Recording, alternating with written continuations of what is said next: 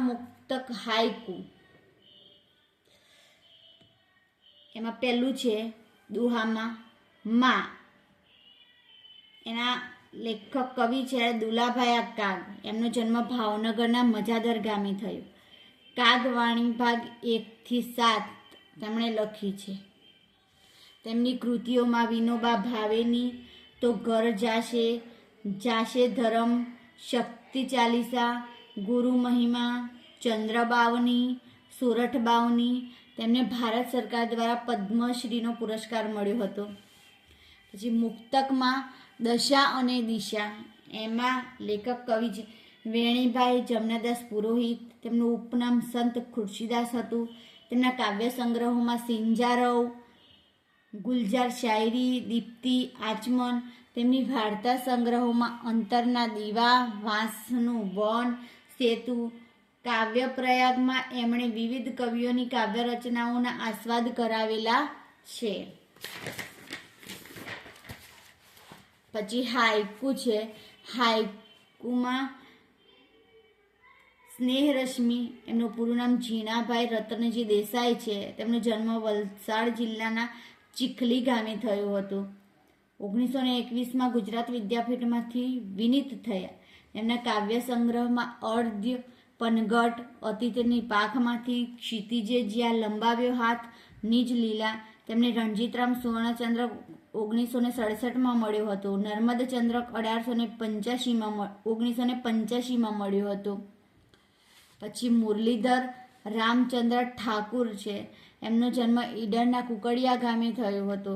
તેમની નૃત્ય નાટિકામાં શરદ ઉત્સવ, બાળગીતોમાં મેળો, વાર્તાઓમાં પ્રેમળ જ્યોત, બીજા અન્યમાં સફર અને બીજા કાવ્યો છે.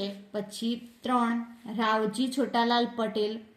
રાવજી પટેલનો જન્મ ખેડાના વલ્લભપુરા ગામે થયો હતો. તેમના કાવ્ય સંગ્રહમાં અંગત તેમનો કાવ્ય સંગ્રહ છે. હાઈકુ વિશે, હાઈકુ જાપાની કાવ્ય સ્વરૂપ છે. એમાં પ્રથમ પંક્તિમાં 5 અક્ષર, બીજી પંક્તિમાં 7 અક્ષર અને ત્રીજી પંક્તિમાં 5 અક્ષર હોય.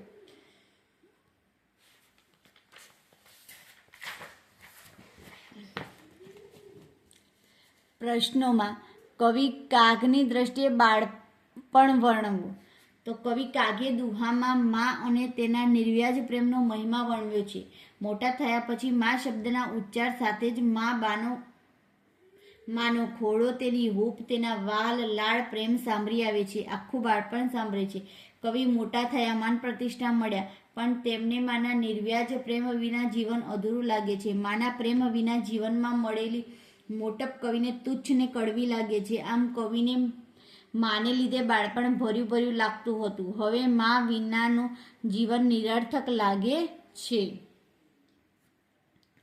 એક વાક્યમાં મોટા થયા પછી કવિને કઈ વાતનું દુઃખ છે? તો મોટા થયા પછી કવિને માના ખોળાથી દૂર જવું પડ્યું એ વાતનું દુઃખ છે. બીજો પ્રશ્ન, કવિને ફરી પાછા બાળક થવાની ઈચ્છા શા માટે થાય છે? માનો ખોળો ખૂંદવા માટે કવિને પાછા બાળક થવાની ઈચ્છા થાય છે. માં બોલતાની સાથે જ કવિને શું સાંભળે છે? પ્રશ્ન 3, પોતાનું બાળપણ. 4, મોટપની મજા કવિને કેવી લાગે છે? મોટપની મજા કવિને કડવી એટલે કે અપ્રિય લાગે છે. 5, કવિ કાગડા કોને કહે છે? કવિ કાગ પોતાને કાગડા કહે છે. હેતુલક્ષી પ્રશ્નો.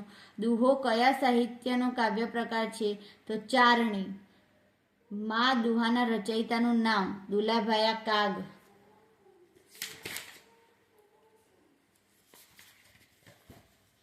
પછી મુક્તક છે દશા અને દિશા. એના પ્રશ્નો.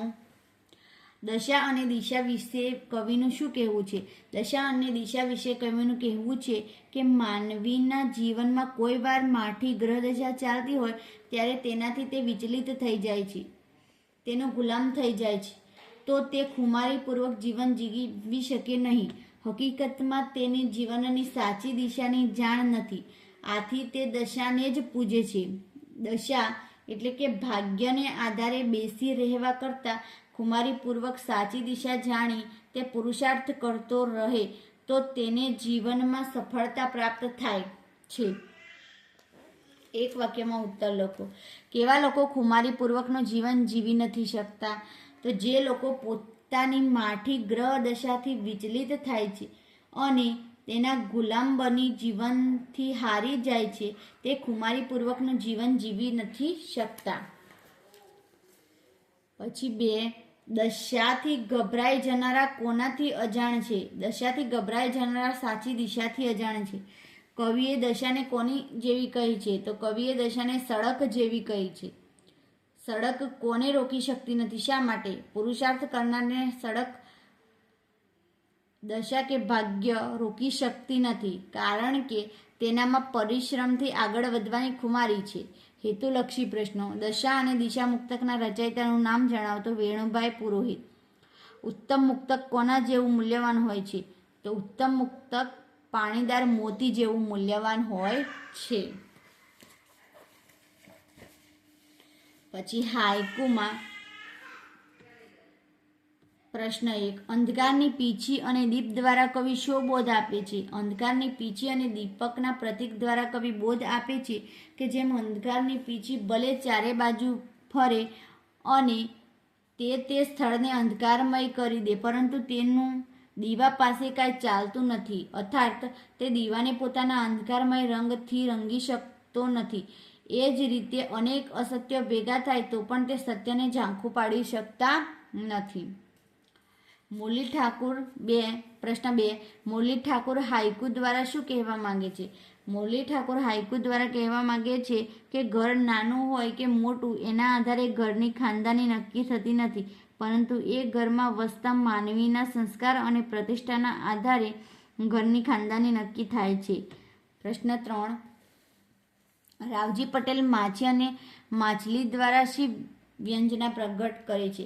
રાવજી પટેલ માછી અને માછલી દ્વારા વ્યંજના પ્રગટ કરે છે કે માછીમાર મછલા પકડવા ઊભો છે. માછલી જાણે છે કે તેનું મૃત્યુ નિશ્ચિત છે, છતાં તે જળમાં મોજથી તરે છે, જીવન જીવવાનો આનંદ માણે છે. એમ મૃત્યુ અનિવાર્ય છે એ જાણવા છતાં જીવન જીવવાનો આનંદ માણતો માનવી માછલી જેવો છે. પ્રશ્નો 1 વાક્યમાં. શાની પીછી ફરતી રહી છે? તો અંધકારની એટલે કે અસત્યની પીછી ફરતી રહી છે. 2, સૂરજના ઉજાસે આંગણું કેવું લાગે છે? સૂરજના ઉજાસે આંગણું મોટું લાગે છે. 3, માછી શું કરે છે? માછી નદી કાંઠે માછલી પકડવા ઊભો છે. હેતુલક્ષી. હાઇકુનું બંધારણ કેટલા અક્ષરનું હોય છે? તો 17. હાઇકુ કયા દેશનો સાહિત્ય પ્રકાર છે? તો જાપાન. ગુજરાતીમાં હાઇકુને લાવનાર સર્જકનું નામ જણાવો. તો સ્નેહરશ્મિ ઝીણાભાઈ દેસાઈ.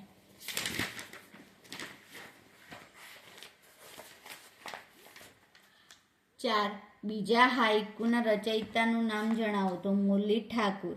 મૃત્યુની અનિવાર્યતા હાઇકુના રચયિતાનું નામ જણાવો. રાવજી પટેલ. પછી ખોટા પ્રત્યયો વપરાય છે, સુધારીને લખવાના છે. તો મોટા કરીને માં તે ખોડામાં ખહતા કર્યા. તો ખોડામાં નહીં, ખોડેથી.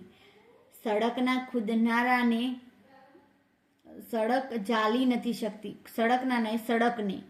સૂરજને ઉજાસે મોટું આંગણ. તો સૂરજને નહીં, સૂરજના. પછી સમાનાર્થી શબ્દો. માછલી, મત્સ્ય, મીન. ખોરડું, મકાન, ઘર. રસ્તો, માર્ગ, પથ. ખોળો, ગોદ, ઉત્સંગ. મોટપ, પ્રતિષ્ઠા, આબરૂ. દશા, સ્થિતિ, હાલત. ખુમારી, શક્તિ, તાકાત. દીપ, દીવો, દીવડું. અંધારું, અંધકાર, તિમિર. સૂરજ, સૂર્ય, ભાનુ. શબ્દ સમૂહ માટે એક શબ્દ આપો. માટીની ભીતનું ઘર. તો ખોરડું. માનવીના નસીબ ઉપર સારી માઠી અસર કરનારી ગ્રહ દશાની સ્થિતિ. તો દશા. તળપદા શબ્દોના શિષ્ટ રૂપ આપો. ખહતા તો ખસતા, દૂર થતા. હાચે તો સાચે, હકીકતમાં. સાંભરે તો સાંભરે, યાદ આવે. કેરી તો ની, જાલવું તો પકડવું, ખોરડું તો ગાર માટીનું ઘર.